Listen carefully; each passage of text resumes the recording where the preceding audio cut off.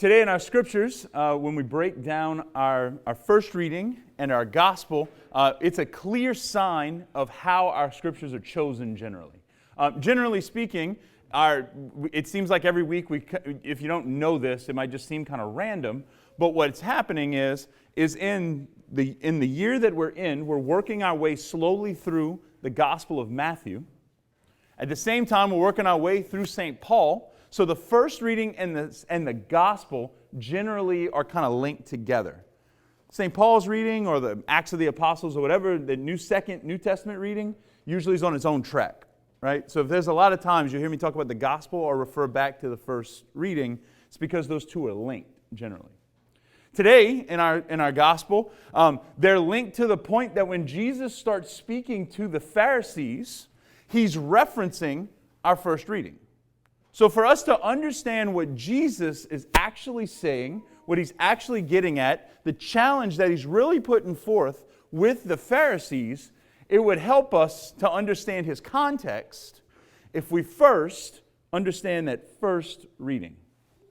In the first reading, we hear the prophet Isaiah. He talks about my friend, a landowner, goes out and he builds a vineyard. And he does everything he's supposed to do. He digs up some trenches, he builds a wall, he puts a hedge, he plants his plants, he builds a tower. He does everything he's absolutely supposed to do. And at the end, he says it's going to give us grapes, good grapes. But instead of giving good grapes, it gives wild grapes. Well, that's a bad translation of that word. It shouldn't be wild grapes. It should be, we could say, sour grapes. The explicit word and exactly what it says, like the clear meaning that comes from the Old Testament word is actually stinky grapes. So get some stinky grapes, some gross grapes, some bad grapes. Bad grapes bring about bad vines bring about bad grapes. Bad grapes bring about bad wine, and bad wine makes you feel bad, right? So if you ever drink Boone's Farm before, you know exactly what I mean. Good grapes, on the other hand, bring about good wine, and good wine makes everybody feel real good, right? Well, what happens is that this vineyard, there's a lot going on. There's a lot of work that's been put into place to make this vineyard functional, make it start producing some kind of fruit, and ultimately it produces bad fruit. So what he says is that my friend, the prophet Isaiah says, my friend goes out and he destroys it. It's not producing the fruit it's supposed to. It's going to waste resources. It's going to waste time. It's going to waste money. It's going to waste a lot of things. So let's just go out and flatten it. Let the grass just grow up over it. Let's just ignore it. Burn it down. Knock it down. Whatever we got to do, let's not bother with it. Now, when a Jewish person in 2,000 years ago heard this story or knew this story, it was a promise of what was happening, that the people of Israel were in Jerusalem, and the city, because of their problem, because of them not fulfilling and bearing the fruit they were supposed to, the city was going to be flattened, and it was, twice. But in God's graciousness and God's blessings, they had gotten, the city had been rebuilt, they had been reestablished as God's chosen people, and then we get right around the time of Jesus. So now, we got the context. Now remember who Jesus is talking to when he's saying this idea of sending servants or sending people to go to these tenants that are taking over the vineyard. He's speaking to the Pharisees. He's speaking to the religious elite. He's speaking to the people who are supposed to be taking care of God's vineyard, who are supposed to be building up and producing fruit. But when he starts his parable, as he does oftentimes, he takes a well-known story and just twists it a little bit. Just enough to get them interested. And how does Jesus start speaking? He says, a man went out and planted a vineyard. And everybody would have been going, oh, I know that story. That's the prophet Isaiah. That's Isaiah's promise that God, if we don't do what we're supposed to do, is going to flatten it. They all would have known exactly where he was coming from. But he said, the man went out and built a vineyard and hired tenants. Well, wait. That's a different That's a little bit different than what I expected. So they were locked in.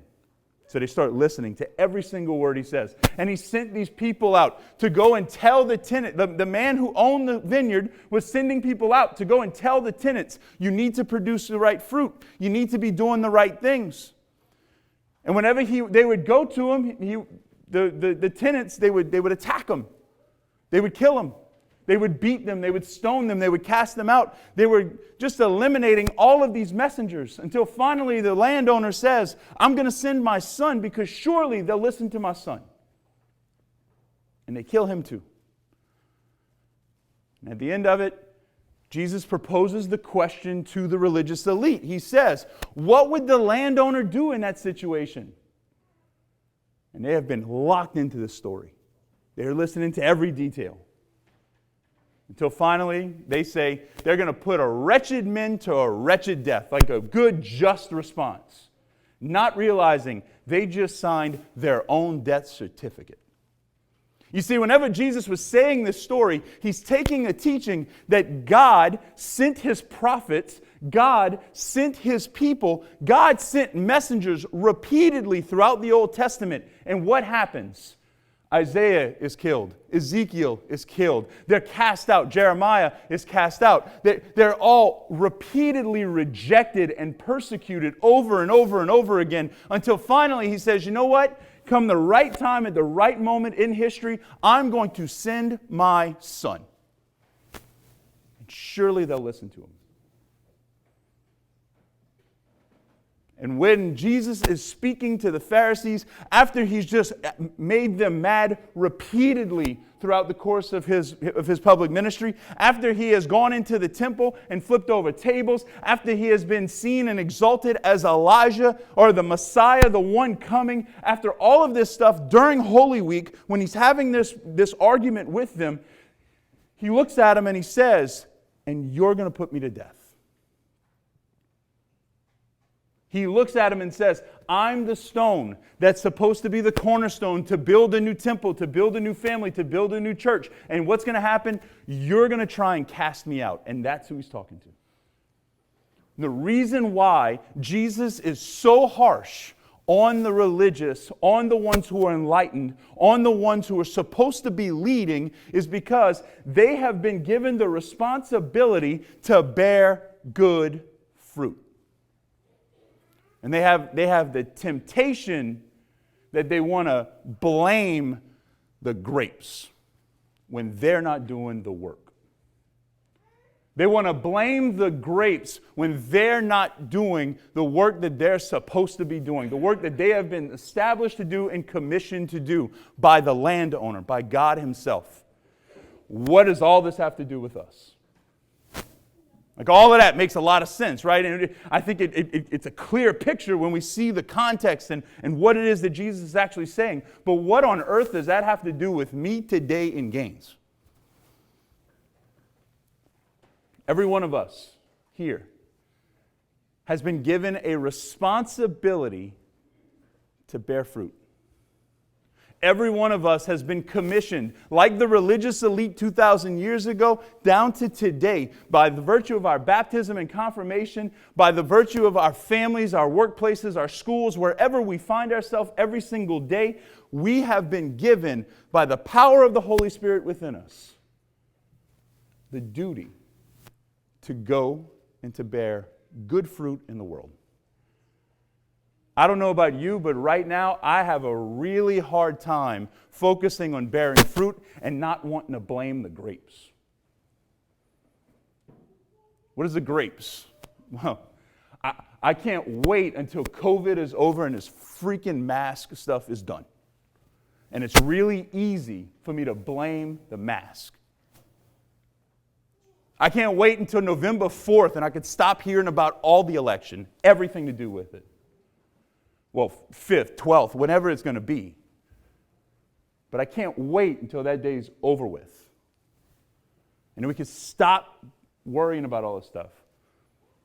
I can't wait until, you know what, until I'm fine. Like my own sin, my own life, my own struggles are fixed. I can't wait until that's out the way. Because then I can bear fruit. because then I can do what God's asking me to do.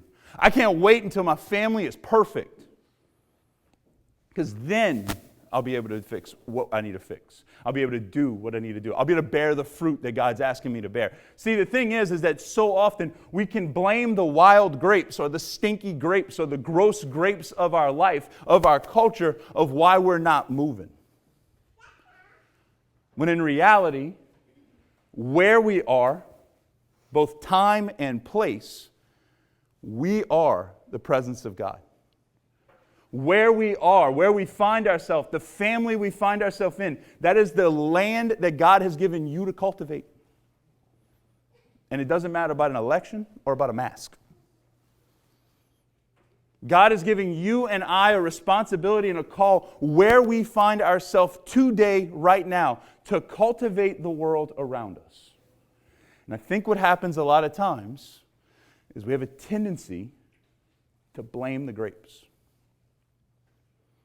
Because it's a lot easier just to destroy the whole thing and just to stop and to unplug and to take some time off and to quit. Because the grapes are bad. Right now in California, there's if you've seen it on the news, there's a lot of the wildfires going on. And one of the things that they've been talking about is that the smoke in the atmosphere is actually, it can affect the grapes of like Napa Valley, where some of the best wines of our country are made. Because what happens is that the smoke of the atmosphere around can infect the grape, and it just takes a lot to get that taste, to get that smokiness out of the grape before they make the wine. Some places probably are just, you know what, give up, we're not going to worry about this crop. Is it worth doing the labor to get the smokiness of the culture out and allow the sweetness of God's presence to persist? Is it worth the work? I think for you and for me, I think for all of us in our culture, the Lord is relying on us, because it doesn't take long to, if we doom scroll through Facebook, it doesn't take long to feel really, really just bothered and anxious and depressed. But I think the reality is that God is calling you and I to be His presence. God is calling you and I to bear fruit. God is calling you and I to be the sweet presence of Him despite the smokiness of the world. In the early 1900s, there was a Catholic author. His name is G.K. Chesterton. Famous. He was very, very witty. There was a essay contest that happened in the Times, which is a newspaper in London. It's a famous thing that happened. There was an essay contest that went on, and basically it just said, the question that was proposed was something to the effect of, what's wrong with the world? That's a big question, right? We can answer that 1,000 different ways. What's wrong with the world? Chesterton, in his wit and in his creativity, submitted an essay. It won, and it was published in the Times. It was 2 words. I am. What's wrong with the world? He said, I am. I have problems. I don't change it. I don't fix it. But all they published, all he submitted, were 2 words. I am. If we want to see the world around us change, it begins by us cultivating the piece of land, the space around us, the vineyard, if you will, that God has blessed us with.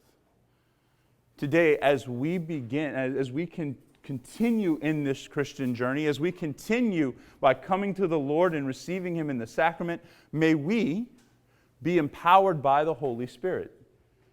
May we cooperate with the Spirit that dwells within us. May we cultivate that land so that we can produce good grapes. And good grapes produce good wine, and good wine makes the world around us good.